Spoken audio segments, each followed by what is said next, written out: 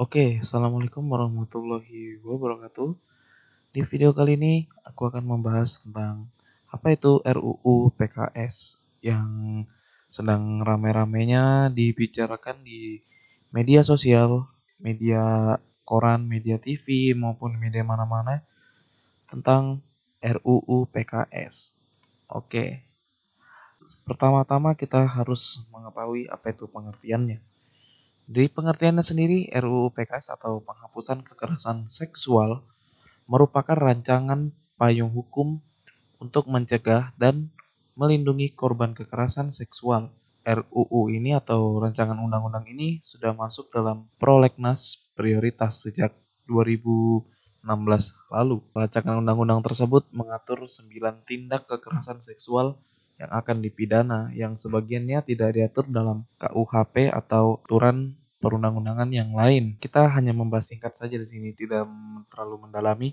Yang pertama, apa hak korban dalam rancangan undang-undang ini? Pengertian hak korban dijelaskan dalam pasal 1 RUU Penghapusan Kekerasan Seksual atau PKS, yaitu hak atas penanganan, perlindungan, dan pemulihan yang didapatkan, digunakan, dan dinikmati oleh korban, atau bisa dibilang untuk korban, dengan tujuan untuk mengubah kondisi korban agar lebih baik, bermartabat, dan sejahtera, yang berpusat pada kebutuhan dan kepentingan korban yang multidimensi, berkelanjutan, dan partisipatif.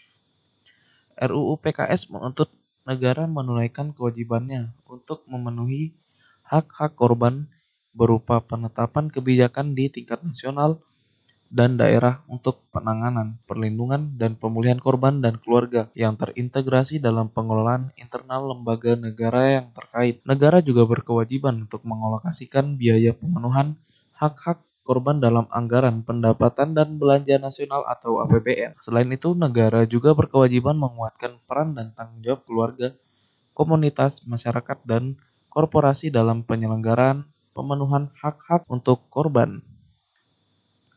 Hak yang pertama untuk korban adalah hak atas penanganan. RUU PKS ini mencantumkan adanya pendampingan psikis, hukum, ekonomi, dan sosial. Hak korban dan atas penanganan diatur dalam pasal 24 ayat 1, ayat 2, dan ayat 3 yang meliputi hak-hak atas informasi, mendapatkan dokumen penanganan, pendampingan, dan bantuan hukum, penguatan psikologis, pelayanan kesehatan, termasuk dalam pemeriksaan, tindakan, dan perawatan medis, serta hak untuk mendapatkan layanan dan fasilitas yang sesuai dengan kebutuhan khusus korban. Di pasal 24 juga mengatur penyelenggaraan visum et repertum, surat keterangan pemeriksaan psikologis, dan surat keterangan psikiater, juga pemantauan secara berkala terhadap kondisi korban. Hak yang kedua adalah hak atas perlindungan. Korban juga berhak mendapatkan perlindungan dalam berbagai ruang lingkup. Di pasal 25 poin A sampai poin G, juga dalam keadaan tertentu berhak untuk dilindungi oleh penegak hukum dan lembaga perlindungan saksi dan korban. Keadaan tertentu yang dimaksud yaitu bila korban mendapatkan ancaman atau terlapor atau tersangka melanggar perintah larangan dan tersangka atau terdakwa melakukan kekerasan yang sama atau lainnya pada korban. Hak-hak perlindungan korban diantaranya berupa penyediaan akses informasi, penyediaan perlindungan, perlindungan dari ancaman kekerasan dan berulangnya kekerasan, perlindungan terhadap kerahasiaan identitas. Selain itu, RUU ini juga melindungi korban dari sikap dan perilaku aparat penegak hukum yang seringkali merendahkan dan menguatkan stigma terhadap korban. Hak yang selanjutnya adalah hak atas pemulihan.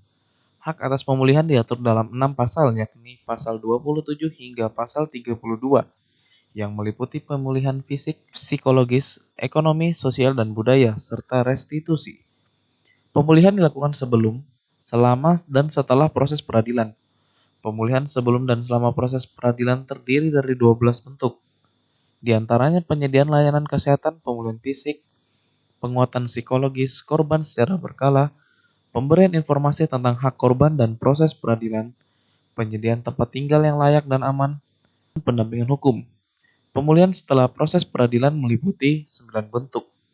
Di antaranya pemantauan, pemeriksaan dan pelayanan kesehatan fisik dan psikologis korban secara berkala dan berkelanjutan, pemantauan dan pemberian dukungan lanjutan terhadap keluarga korban, penguatan dukungan komunitas untuk pemulihan korban, pendampingan pendampingan penggunaan restitusi.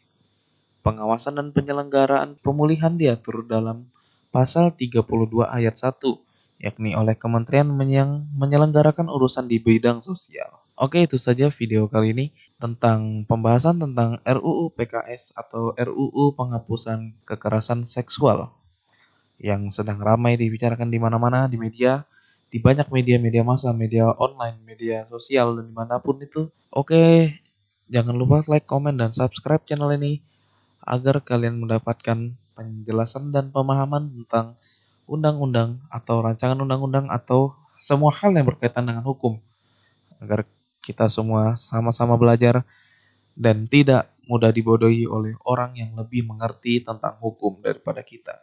Oke, terima kasih.